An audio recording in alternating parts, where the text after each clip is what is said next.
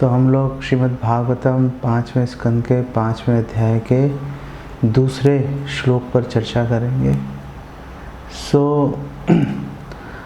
बात ये चल रही है कि भगवान ऋषभदेव ने अपने 100 पुत्रों को आध्यात्मिक ज्ञान दिया और उसकी बिल्कुल जो शुरुआत है, जो फर्स्ट श्लोक उन्होंने बोला, फर्स्ट श्लोक में उन्होंने बोला कि वो काम मत करो जो कुत्ते बिल्ली सूअर करने में लगे हुए हैं, आहार निद्रा भय मैथुनम, उसको छोड़ो, वो काम करो जो कि वो नहीं कर सकते। धर्म का आचरण करो। ब्रह्म सौख्यम तु अनंतम, अपने चित्त को शुद्ध करके जो ब्रह्म सुख है, भगवान के सानिध्य का जो सुख है, उसको प्राप्त करने की जो है उसके लिए प्रयास करो। ये भोग करते रहना ये अच्छी बात नहीं है। ये तो अन्य अनेक योनियों में, 84 लाख योनियों में, इतनी योनियों में जन्म ले लिया, वहाँ पर कर ही रहे थे। अब मनुष्य योनि में कुछ विवेक मिल गया, सोचने समझने की ताकत मिल गई, तो उसका प्रयोग भोग में, सुख का सामान इकट्ठा करने में मत लगाओ, क्योंकि वो कितना भी सामान इकट्ठा कर लो सब टेम्परेरी है। कितना ही सामान इकट्ठा कर लो, मृत्यु होगी सब छूट जाएगा। कितना ही बड़ा कुनबा, बड़ा परिवार इकट्ठा कर लो, मरे काम खत्म। कहाँ गया परिवार, कुछ पता नहीं है कहाँ गया भाई। अब तो नए परिवार में फिर से जन्म हो गया, वो पता नहीं कौन से परिवार में, कौन सी योनि में कैसा जन्म मिलेगा, क्या सुख और दुख भोगना पड़ेगा। तो इसलिए सबसे पहली इंस्ट्रक्शन जो भरत महाराज ने दी, भगवान ऋषभदेव ने दी, कि ब्रह्म सौख्यम की तरफ, जो भगवान के सानिध्य का सुख है, अनंत, इटर्नल है, कभी ख़त्म नहीं होगा, उसकी तरफ ध्यान दो और उसकी उस लक्ष्य को लेकर चलो। और उसके लिए पहला काम क्या करो, इंद्रिय तृप्ति करना छोड़ो, भोग छोड़ो। तो अब सवाल आया कि जो ब्रह्म सुख है, भगवान के सानिध्य का जो सुख है, और जो इंद्रिय तृप्ति छोड़ने की जो कला है, वो आएगी कैसे, वो आएगी कैसे? तो उसके लिए उन्होंने अगला श्लोक बोला, महत्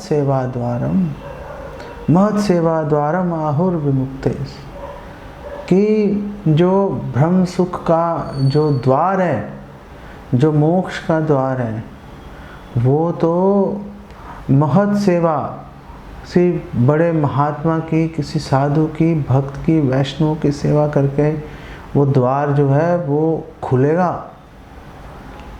लेकिन अगर हमने दरवाजे दो ही हैं, भगवान ऋषभदेव ने बोला कि देखो दरवाजे दो ही हैं और कुछ नहीं कर सकते, यहाँ तो मोक्ष के द्वार की तरफ चले जाओ, यहाँ फिर एक तरफ ये नरक के समान ही द्वार है। और उन्होंने बोला ये या तो इस दरवाजे में जाना पड़ेगा या इस दरवाजे में जाना पड़ेगा। तो दूसरा दरवाज़ा कौन सा? उन्होंने बोला तमो द्वारम, जो तमोगुण से भरा हुआ द्वार है, जिसमें बेसिकली संसार चक्र है, अगाध दुखों से भरा हुआ है, चेतना ढक जाएगी। भगवान कृष्ण भगवद गीता में बता रहे हैं, तीन तरह से चेतना ढकती है। एक चेतना ढकती है कि आग के ऊपर धुआं है, अगर आग के ऊपर धुआं है, उसको आपने हल्की सी फूंक मारी, वो धुआं हट जाता है, आग दिखाई देनी शुरू हो जाती है, कोई मुश्किल नहीं आती। दूसरा जो चेतना ढकती है वो शीशे पर धूल जमने के बराबर है, कि आपने शीशे पे धूल जमी हुई है, अभी फूंक मारने से नहीं हटेगी, हल्की हो जाएगी लेकिन चिपकी रहेगी, कपड़ा मारना पड़ेगा उस पर। तो आपने उस पर कपड़ा मारा, वो साफ़ हो गया, दिखाई देना शुरू हो गया। और तीसरे तरह की जो धूल है वो भगवान कृष्ण कह रहे हैं, वो धूल है कि एक गर्भ के अंदर जो बच्चा जो है फंसा हुआ है। अब जो गर्भ के अंदर बच्चा फंसा हुआ, ढका हुआ है, मल मूत्र से ढका हुआ है, झिल्ली से, जो माँ के गर्भ में उसकी झिल्ली जो थैली है उसमें बंद है। अब वो कैसे हटेगा? वो हट ही नहीं सकता। वो तो जब टाइम पूरा होगा, वो बच्चा बाहर निकलेगा माँ के गर्भ से, तब जाके जान छूटेगी। कोई फूंक मारने से, कपड़ा मारने से नहीं हटने वाला। वो नहीं हट सकता, वो तो अपने टाइम से हटेगा। तो तमोद्वारम, ये जो दूसरा जो दरवाज़ा है वो तमोगुण का द्वार है, कष्टों से भरा हुआ है। तो इस द्वार में क्या है? अगर इस द्वार के अंदर घुसना है तो क्या करना पड़ेगा? योषिताम संगी संगम, कि जो स्त्रियों का संग करते हैं, जो व्यभिचारी हैं, जो लस्टी लोग हैं, उनका संग करेंगे तो उस द्वार के अंदर घुस जाएंगे। तो उस द्वार के अंदर घुस जाएंगे।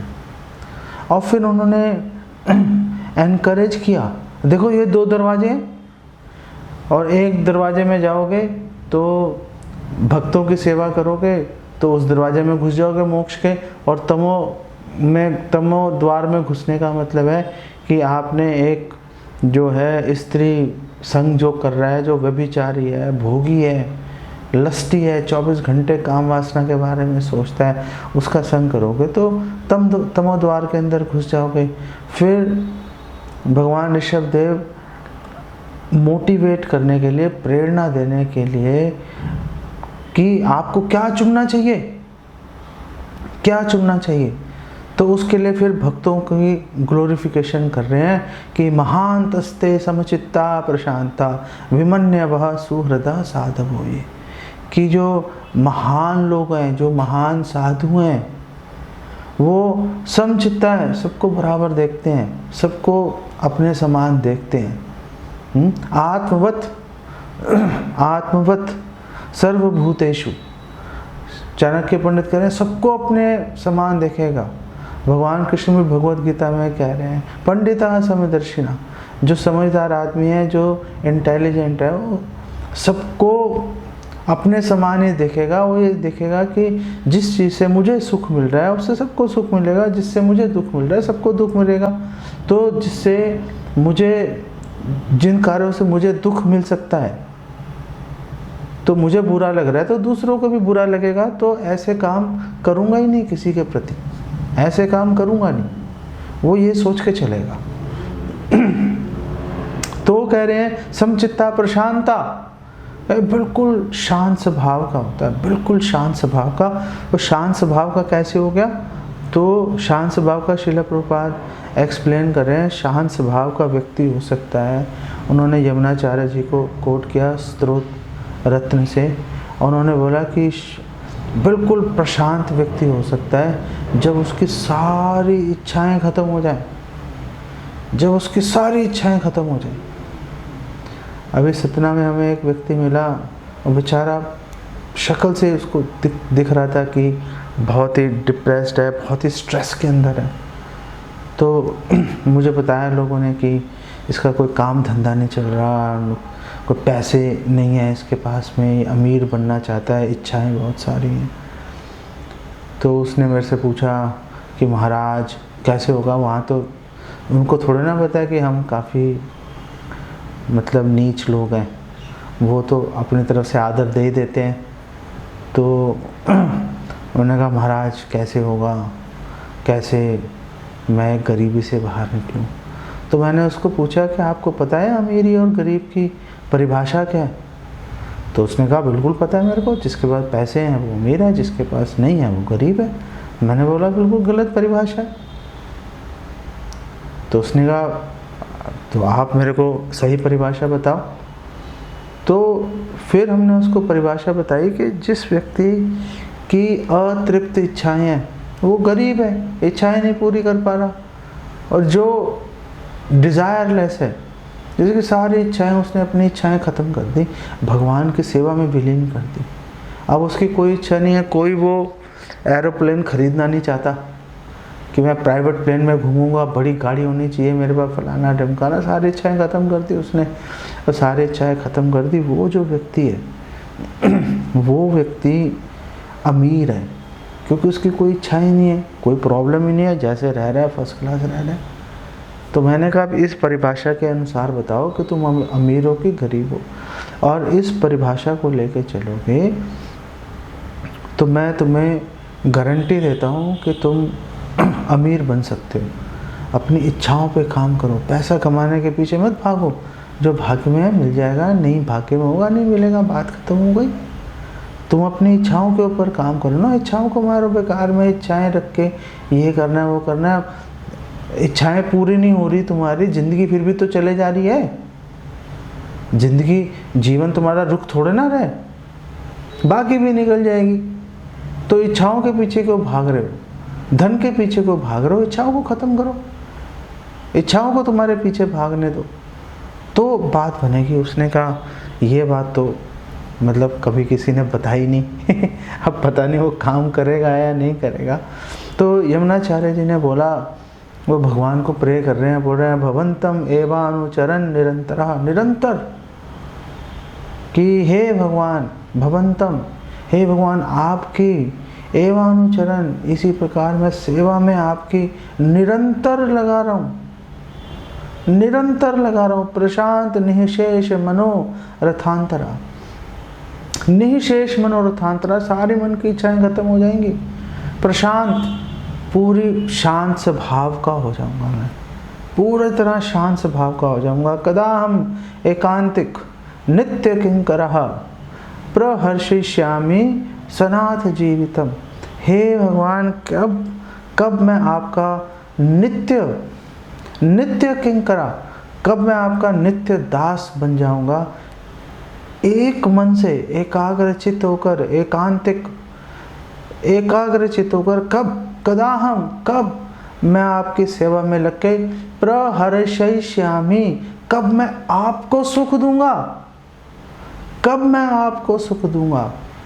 और कब मैं अनाथ से सनाथ जीवितम, कि मेरे सिर पे भी कोई है भाई, मेरे सिर पे भी कोई है, मेरे जो है मैं अगर समस्या में आया तो कोई मुझे बचाने वाला है, ऐसा मत सोचो कि मैं अनाथ हूँ। तो कब मैं सनाथ बनकर जीवित रहूँगा। तो यहाँ पर श्रील प्रभुपाद बेसिकली एक्सप्लेन कर रहे हैं कि प्रहर्षयिष्यामि का मतलब है मैं आपको कब सुख दूंगा। तो जब भगवान को सुख दिया जाएगा, तो जब भगवान को सुख मिलेगा तो उससे शुद्ध होकर वो हमारे पास भी आएगा, हमें भी सुख मिलेगा। हमारी अलग से कोई इच्छा है नहीं, हमें नहीं चाहिए। तो इसीलिए उन्होंने बोला निःशेष मनोरथांतरा, निःशेष खत्म कर दिया, सारी इच्छाओं को खत्म कर दिया, प्रशांत, पूरी तरह से मन शांत हो गया। और उन्होंने कहा विमन्यवः, जो डिवोटीज हैं वो उनके अंदर कोई किसी के प्रति कोई क्रोध वैर भाव नहीं होता, तुमने ये नहीं किया, तुम वो नहीं कर रहे, तुम ऐसा है वैसा है, तुमने मेरे बारे में ऐसा बोल दिया वैसा बोल दिया।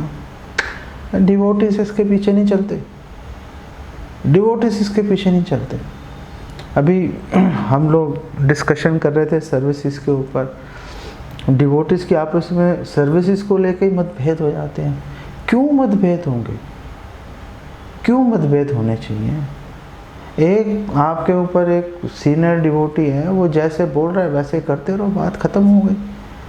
आप बोलो नहीं मेरे हिसाब से सर्विस ज़्यादा अच्छी रहेगी, ऐसे करना चाहिए। अरे भाई वो सीनियर डिवोटी है, उसको पता है, आप उसके ऊपर छोड़ दो, वो आपको जैसा कह रहा है वैसा करते रहो, बात खत्म हो गई। कोई मतभेद नहीं है, कोई मतभेद नहीं। और जो सीनियर डिवोटीज भी होते हैं उनको भी ये सोच कर चलना चाहिए कि हर एक डिवोटी की जो है कुछ ना कुछ उसके अंदर कमियां रहती हैं, कंडीशनिंग रहती है।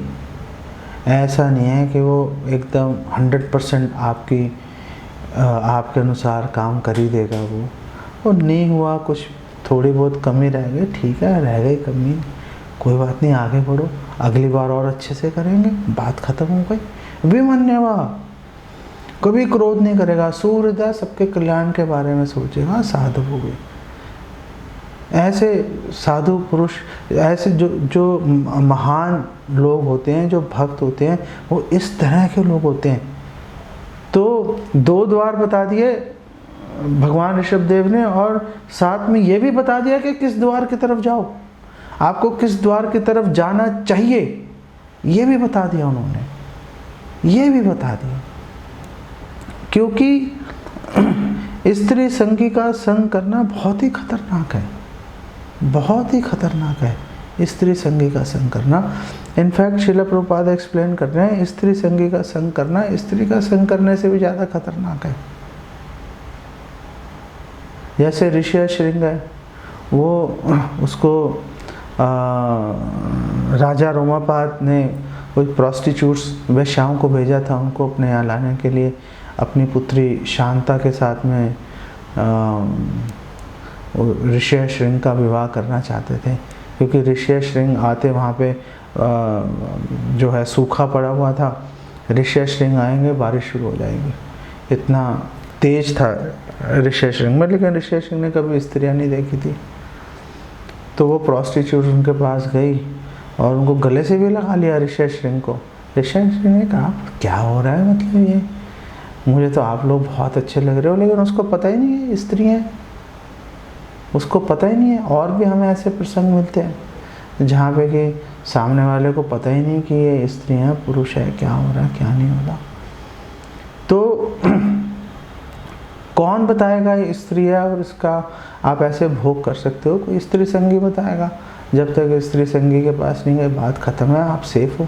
जैसी स्त्री संगी से मिल रही है वो उसने आपके कानों में फूंक मार दी, ये देखो स्त्री को ऐसे भोग किया जा सकता है। तो एक बात ये भी समझ लो कि स्त्री पुरुष के लिए स्त्री जितनी घातक है, स्त्री के लिए पुरुष भी उतना ही घातक है। स्त्री के लिए पुरुष जो है उसी प्रकार है जैसे एक शिकारी मधुर गाना गाकर हिरण को आकर्षित कर लेता है, उसको पकड़ लेता है। तो स्त्री के लिए भी उतना ही खतरनाक है पुरुष का संग करना, आसक्ति के साथ चलेंगे तो ये हमेशा ध्यान रखना चाहिए। तो भगवान कपिल भी इस बात को दोहरा रहे हैं, भगवान कपिल देव कह रहे हैं प्रसंगम अजरम पाशम। प्रसंगम, अगर आपने भौतिक विषयों के अंदर स्त्रियों में अगर आपने अपनी आसक्ति बनाई, प्रसंगम मतलब भौतिक विषयों के अंदर आसक्ति, तो किस तरह से है वो अजरम पाशम, वो बहुत ही मजबूत बंधन की तरह है। पाश जाल है एक बिछा हुआ, बड़ी मजबूत रस्सी से बना हुआ, आप निकल ही नहीं सकते उसमें से बाहर। जितनी कोशिश करोगे और ज़्यादा जकड़ जाओगे, जितनी कोशिश करोगे और ज़्यादा जकड़ते जाओगे। वो आपस में रस्सियाँ उलझ के और टाइट होती जाएंगी। पहले थोड़ा बहुत हिल पा रहे थे, अब हिलना भी बंद हो जाएगा। तो कौन बंध गया? प्रसंगम अजरम पाशम, कौन बंध गया? आत्मनः कवयो विदु। जो विदु, जो कवयो, जो समझदार लोग हैं, जो इंटेलिजेंट लोग हैं, वो बता रहे हैं कि आत्मा ही बन जाती है अगर भौतिक विश्व में आसक्ति जो है बना के चली जाए। तो फिर क्या कर रहे हैं? तो बोल रहे हैं कि ये जो प्रसंगम है, ये जो भौतिक विश्व में आसक्ति है, वो बोल रहे हैं स एव साधुषु कृतो। ये जो प्रसंगम, ये जो भौतिक विश्व में जितनी इंटेंस, जितनी तेज हमारी आसक्ति थी, इसको साधुओं के अंदर निवेशित कर दो। साधुषु कृतो, साधुओं में निवेशित कर दो तो क्या होगा? मोक्ष द्वारम अपावृतम, तो मोक्ष के द्वार अपावृतम खुल जाएंगे, मोक्ष के द्वार खुल जाएंगे, आप आगे बढ़ जाओगे। हमारे शास्त्र जगह जगह बार बार बार बार हमारे शास्त्र इसी बात पर जोर दे रहे हैं, इसी बात पर जोर दे रहे हैं कि भक्तों का संग करो, गुरु की शरण लो। भगवद गीता 4:34 में बोल रहे हैं तद्विधि प्रणिपातेन परिप्रश्नेन सेवया उपदेक्षन्ति ते ज्ञानम ज्ञानिनस् तत्वदर्शिनः, कि बहुत ही विनम्रता के साथ में गुरु की शरण लो, गुरु से जिज्ञासा करो, गुरु से क्वेश्चन पूछो। जैसे सनातन गोस्वामी ने पूछा, सनातन गोस्वामी ने तो इनफैक्ट चैतन्य महाप्रभु से मिले, उन्होंने बोला कि ग्राम्य व्यवहार जो है आस पड़ोस के लोग मुझे पंडित पंडित बोलते हैं, क्योंकि मैं ब्राह्मण कुल में पैदा हुआ हूँ, और मेरी मूर्खता देखो, मैं भी अपने आप को पंडित मान के चल रहा हूँ। लेकिन मुझे नहीं पता कि ये मैं कौन हूँ और तीन ताप मुझे क्यों सता रहे हैं, कैसे बाहर निकलूँ। हे भगवान, हे महाप्रभु, आप प्लीज़ मेरा कल्याण कीजिए। ये विनीत भाव होता है, ये गुरु के पास जाने का असली जो है तरीका होता है। इससे ये पता चलता है बहुत इंटीमेट कनेक्शन होना चाहिए, बहुत ही गहरा, बहुत ही क्लोज जो है गुरु से और सीनियर वैष्णव से बहुत ही गहरा संबंध होना चाहिए। उनसे बार बार हमें अपनी जिज्ञासा उनसे करनी चाहिए। विनम्रता के साथ जाना बहुत महत्वपूर्ण है, क्योंकि एक हमें चैतन्य चरितामृत में प्रसंग मिलता है कि एक बहुत ही विद्वान ब्राह्मण था, दिग्विजय पंडित। तो वो रूपा गोस्वामी जी के पास गया वृंदावन में। तो श्रील रूपा गोस्वामी ने बोला कि मैं आपकी क्या सेवा कर सकता हूँ, आप बताइए, आप मेरे पास आए हैं। तो उसने बोला कि मेरा नाम दिग्विजयी पंडित है, मैं जगह जगह जाता हूँ, सबसे शास्त्रार्थ करता हूँ। तो अगर वो हार गए तो वो एक कागज़ पर मुझे लिख के देते हैं कि वो मुझसे परास्त हो गए, इससे मेरा नाम बढ़ जाता है। तो श्रील रूपा गोस्वामी ने बोला, तो आप मुझसे क्या चाहते हैं? तो बोला, आप मुझसे शास्त्रार्थ करो। तो रूपा गोस्वामी ने बोला कि लेकिन मुझे तो कुछ नहीं आता, आप बहुत विद्वान हो, मैं आपसे शास्त्रार्थ कैसे कर सकता हूँ? तो उन्होंने बोला, तो क्या आप अपनी पराजय स्वीकार करते हो? श्रील रूपा गोस्वामी ने बोला, हाँ, मैं अपने पराजय स्वीकार करता हूँ, क्योंकि मैं आपसे कर ही नहीं सकता, आप इंटेलिजेंट हो, मैं मूर्ख हूँ। तो दिग्विजय पंडित ने बोला, तो आप मुझे लिख के देने के लिए तैयार हो? उन्होंने बोला, हाँ बताओ, कहाँ लिख के देना है? उन्होंने बोला, ये मेरी लिस्ट है, ये बही खाते में आप भी अपनी एंट्री कर दो। रूपा गोस्वामी ने अपनी एंट्री कर दी उस पर कि मैं इस तारीख को श्रीमान दिग्विजय पंडित जी से परास्त हो गया, ये महान विद्वान है। लिख के अपना काम में लग गए वो। तो श्रील प्रभुपाद बोल रहे हैं कि गुरु के पास जाने का ये तरीका नहीं होता, ये तरीका नहीं होता गुरु के पास जाने का। इस तरह से जाएंगे तो मोक्ष के द्वार नहीं खुलेंगे, जैसे इस दिग्विजय पंडित के नहीं खुले मोक्ष के द्वार, क्योंकि वो अब गया भी था। क्या तुम रूपा गोस्वामी के पास गए थे? हाँ, मैं गया था। क्या तुमने उनसे जिज्ञासा की? हाँ, मैंने शास्त्रार्थ के लिए उनको बोला। लेकिन क्या तुम विनीत भाव से गए थे? नहीं, मैं विनीत भाव से नहीं गया था। अब विनीत भाव से नहीं गए थे तो प्रॉब्लम है।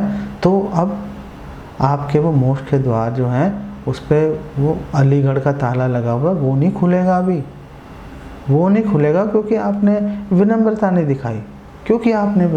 दिखाई, और भागवत में बताया गया, तस्मात् गुरुम प्रपद्ये जिज्ञासु श्रेय उत्तमम शाब्दे परे च निष्णातम ब्रह्मणि उप श्रम आश्रयम, कि आप जाओ गुरु की शरण लो, और ऐसा गुरु जो कि जिसको शास्त्रों की नॉलेज है और जो आपकी हेल्प कर सकता है, ऐसे गुरु के पास जाओ, उनके शरण लो, उनसे जिज्ञासा करो, अपने दांतों में तिनका दबाकर विनम्रता की निशानी के रूप में उनके चरणों में गिर जाओ। एक पशु के समान, जैसे कुत्ता मालिक के प्रति वफादार रहता है, वैसे वफादारी दिखाओ, तो तुम्हारी गाड़ी आगे बढ़ जाएगी तुम्हारी। जो चरम श्लोक है भगवत गीता का, सर्वधर्मान परित्यज्य मामेकम शरणम व्रज अहम त्वं सर्व पापेभ्यो मोक्षयिष्यामि मा शुचा, सारे धर्मों को छोड़कर मेरी शरण में आ जाओ, मैं तुम्हारा कल्याण करूँगा। तो कैसे कल्याण होगा?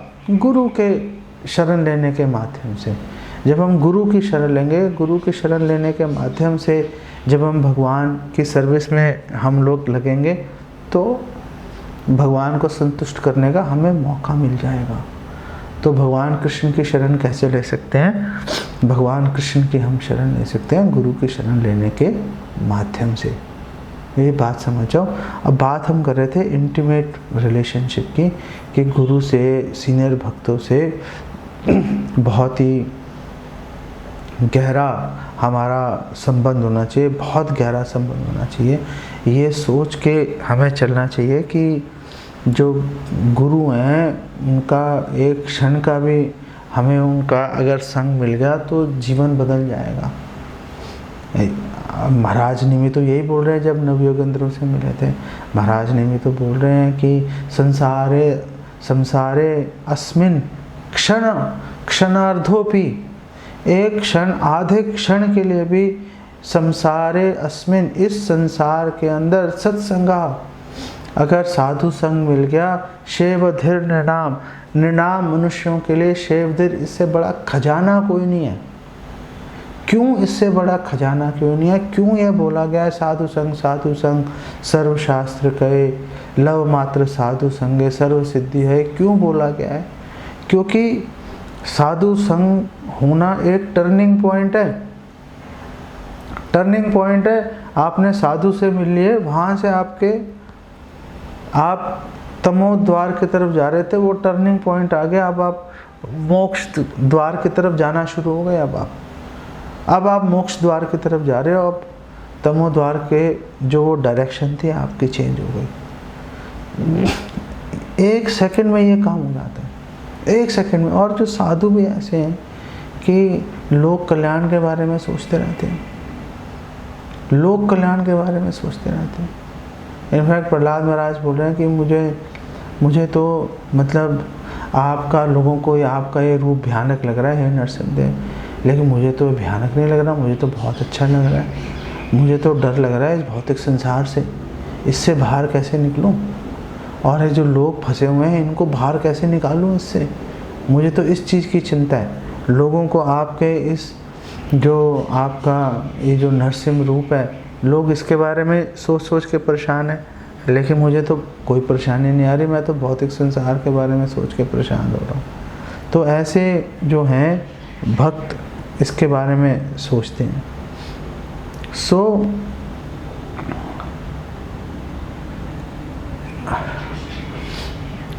ये जो रस्सी है, ये जो एकदम गहरी रस्सी बंधी हुई है हमारे गले के अंदर, ये रस्सी इसीलिए है क्योंकि हमें किसी साधु से आज तक पता नहीं चला कि भगवान विष्णु ही, भगवान कृष्ण ही हमारे जीवन का लक्ष्य है, उनको संतुष्ट करना ही हमारे जीवन का लक्ष्य है।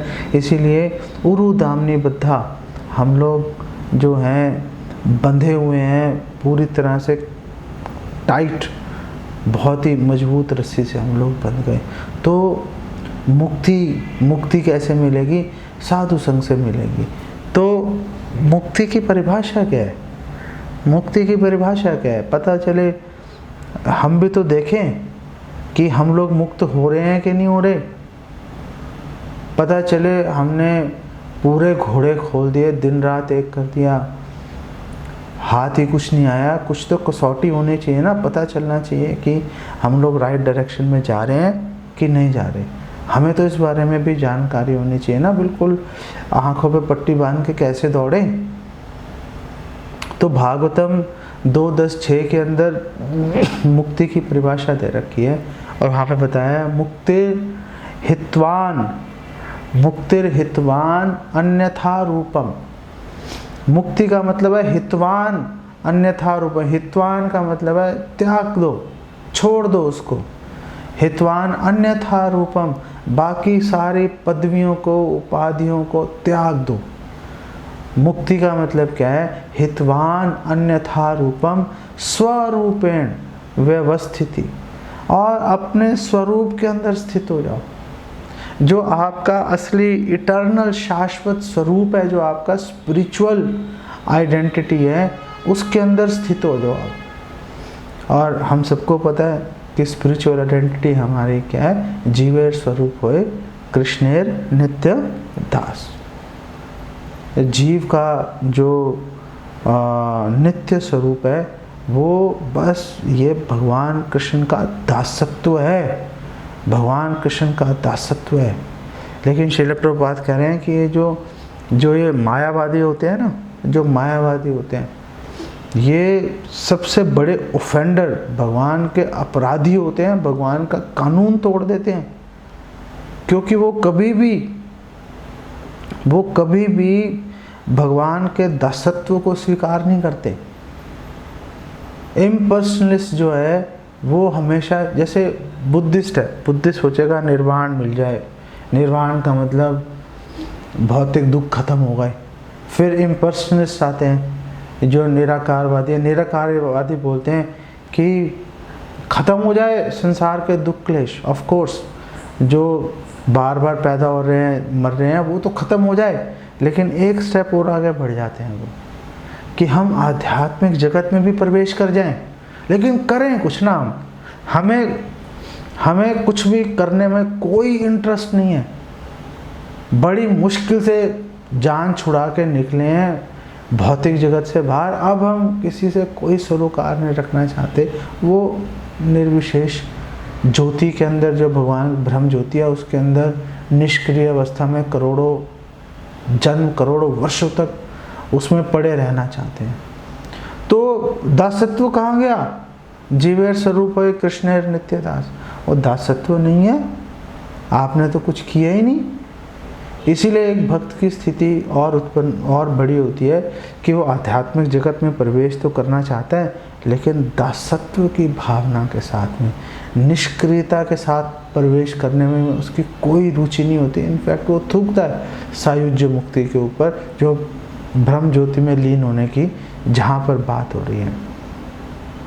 सो भगवान बार बार इस बारे में पूछते हैं कि तुम स्वरूप में स्थित हो कि नहीं हो, तुम स्वरूप में स्थित हो कि नहीं हो। भगवान ये नहीं पूछते क्या तुम स्वरूप में स्थित हो भाई, क्या स्थित हो गए तुम स्वरूप में। भगवान ऐसे नहीं पूछते।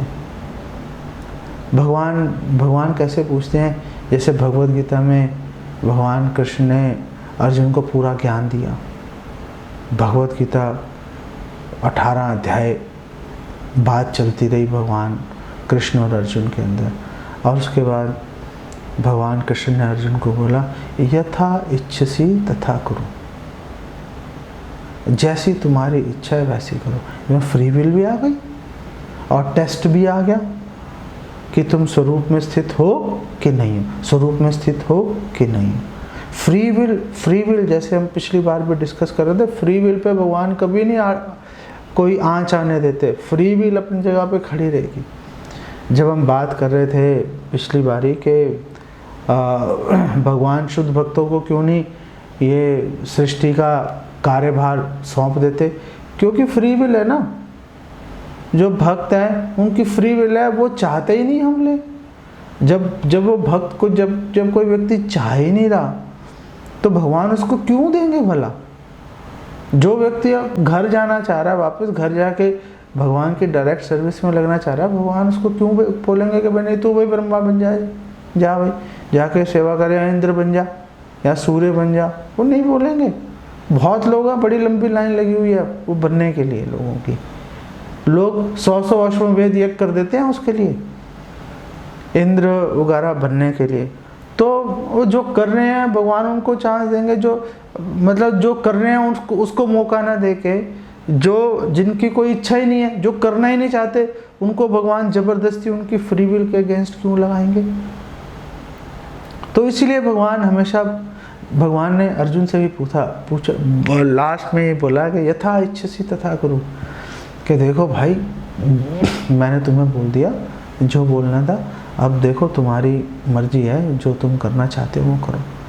तो अर्जुन ने क्या बोला? नष्ट मोह स्मृतिर्लब्ध्वा, नष्ट मोह, सारा मोह नष्ट हो गया। स्मृतिर्लब्धा, मुझे स्मृति मिल गई, मेरा वापस याद आ गया, हो मैं तो कृष्ण का दास हूँ, मुझे क्लैरिटी आ गई। तत्प्रसादात् मैं अच्युता, हे अच्युत, हे कृष्णा, आपकी तत्प्रसादात्, आपकी दया से मेरा सारा मोह नष्ट हो गया, बुद्धि ठीक हो गई, याद भी आ गया मैं कौन हूँ।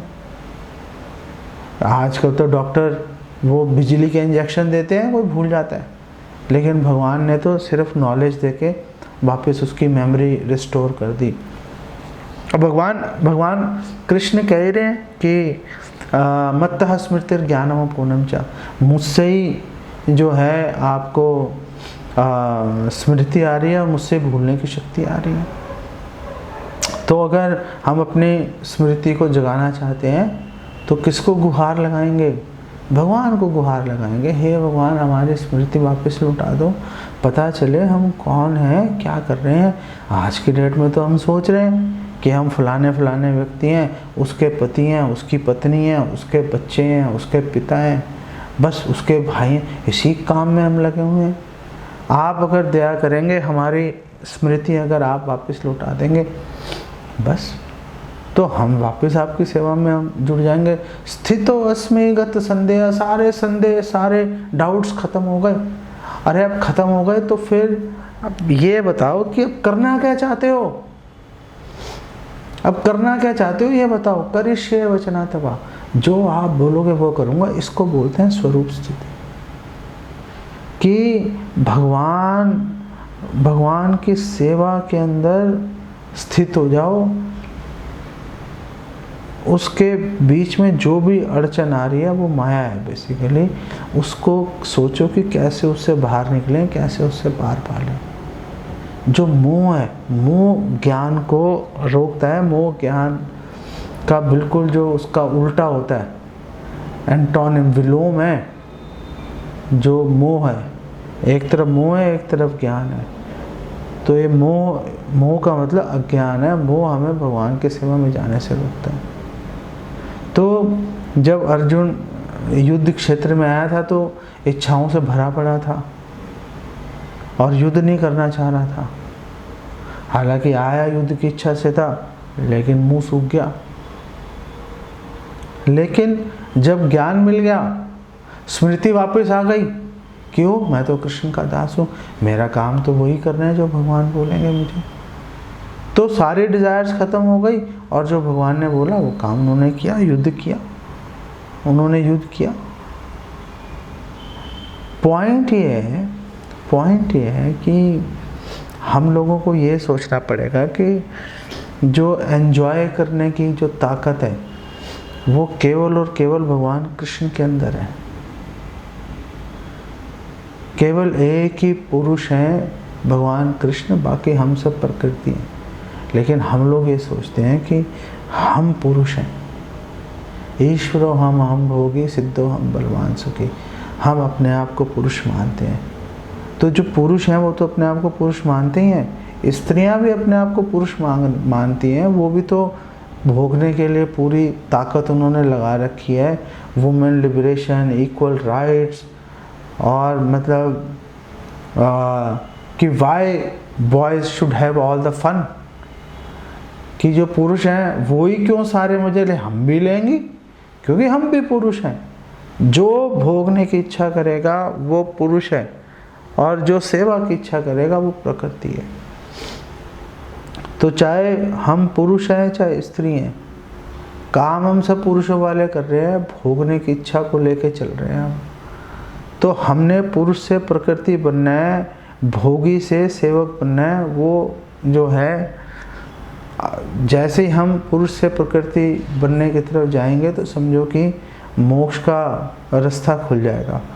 अच्छा, आपको 2 मिनट में एक बात और बता देता हूँ स्त्री संघ के बारे में, कि जो स्त्री संगी का संघ कितना खतरनाक होता है। अगर आपने डिवोटी का एसोसिएशन लेना, हालांकि डिवोटी को दूर से दर्शन ले लोगे उससे भी कल्याण होगा आपका, लेकिन अगर इंटीमेट एसोसिएशन ले ली तो मतलब उसकी तो बात ही कुछ और है। लेकिन जब स्त्री संगी की बात हो रही है उसमें इंटीमेट एसोसिएशन की ज़रूरत नहीं है। उसमें ऐसे नहीं है कि आपको पूछना पड़ेगा, अच्छा और बताओ ये कैसे करें, वो कैसे करें, भोग कैसे करते हैं, इंद्रियां कैसे संतुष्ट होंगी, और क्या क्या कर सकते हैं। कुछ पूछने की ज़रूरत नहीं है, कुछ पूछने की ज़रूरत नहीं है। दूर से देख के आपका काम तमाम हो जाएगा। जैसे अजामिल है, 6ठे स्कंद के शुरुआत में उसका वर्णन आ रहा है। अजामिल ने दूर से देखा एक शूद्र को एक वैश्या का आलिंगन करते हुए, शराब के नशे में धुत। वो जो अजामिल है वो देख के उसका दिमाग खराब हो गया। उसने कोई उस शूद्र से बात नहीं की थी, कोई उससे क्लैरिफिकेशंस नहीं मांगी थी, अच्छा ये क्या हो रहा है, ये कैसे करते हैं, बस देखा, दिमाग खराब। देखने से दिमाग खराब हो गया। हमारे लिए क्यों रेलिवेंट है? हम भी तो इंटरनेट के जरिए, मोबाइल फ़ोन के जरिए 24 घंटे, अजामिल ने तो एक दृश्य देखा था, पतन हो गया, हम लोग तो 24 घंटे देख रहे हैं, 24 घंटे लगे हुए हैं हम इसको देखने के अंदर। हमारा दिमाग तो ख़राब होगा ही नेचुरली, और हो ही रखा है हमारा दिमाग का। लस्ट, काम वासना कैसे दूर जाएगी? और फिर अजामिल की बात कर लो। अजामिल ने तो एक्चुअली में जब वो दृश्य देखा था, उसने बहुत लड़ने की कोशिश की, फिलॉसफिकल बहुत सारी चीज़ें सोची, कैसे इस दृश्य से बाहर निकल आऊँ, निकल नहीं पाया। हम लोग तो लड़ भी नहीं रहे, हम लोग तो बोला नहीं नॉर्मल है, ओके है, फाइन है, this is how it is, ये तो ऐसे ही होता है ना, मतलब क्या हो गया, क्या हो गया, ये तो ऐसे ही होता है। हम लोग तो लड़ने की कोशिश भी नहीं कर रहे। तो भक्तों के साथ अगर इंटीमेट एसोसिएशन करनी है, भक्तों के साथ करो, वो अत्यंत आवश्यक है। क्योंकि जो स्त्री संगी है, जो कामुक व्यक्ति है, जो भोगी आदमी है, उससे आपने क्लोज एसोसिएशन नहीं भी ली, वो बिना इंटीमेट एसोसिएशन के आपका बेड़ा गर्क कर देगा। वो उसके अंदर इतनी ताकत है, उस जो ये स्त्री संगी के संग के अंदर। अदरवाइज़ कैसे है लोग, मतलब आम आदमी जो है, ये सलमान खान, आमिर खान, शाहरुख खान, धर्मेंद्र पहले हमारे टाइम में हुआ करता था, अमिताभ बच्चन, इनसे कोई मिलने की इनकी कोई आशा नहीं होती कि हम इनसे मिलेंगे, कोई आशा नहीं होती। पर इनको पर्दे पर देख के दूर से सबको पता है एक्टिंग कर रहा है, लेकिन उसको देख के ही लोग भाव विभोर हो जाते हैं, पागल हो जाते हैं लोग। ये स्त्री संगी की एसोसिएशन है, इतनी खतरनाक है, स्त्री संगी की इतनी खतरनाक एसोसिएशन है। विदाउट इंटीमेशन, विदाउट इंटीमेसी, कोई पूरा बर्बाद कर देगी वो, हमें कर ही रखा है उसने। इसलिए स्त्री संगी, ये जो लस्टी लोग होते हैं, भोगी लोग होते हैं, उनसे बहुत ही बच के रहना चाहिए। तो ये जो दूसरा वर्स है 552 भागवतम का, इसमें बताया कि 2 गतियां हैं, आपने मोक्ष द्वार की तरफ जाना है या तमो द्वार की तरफ जाना है, फंसे रहना है, ऊपर नीचे चलते रहेंगे, डुबकियां लगाते रहेंगे। तो अब बात यह है कि सपोज़ हमने डिसाइड कर लिया कि नहीं, चलो मोक्ष द्वार के अंदर घुसने की कोशिश करते हैं, वैकुंठ चलते हैं, तो फिर क्या करना पड़ेगा उसके लिए? उसका आंसर फिर हमें 3rd वर्स के अंदर मिलता है। जब मौका मिलेगा तो उसके ऊपर भी डिस्कशन करेंगे।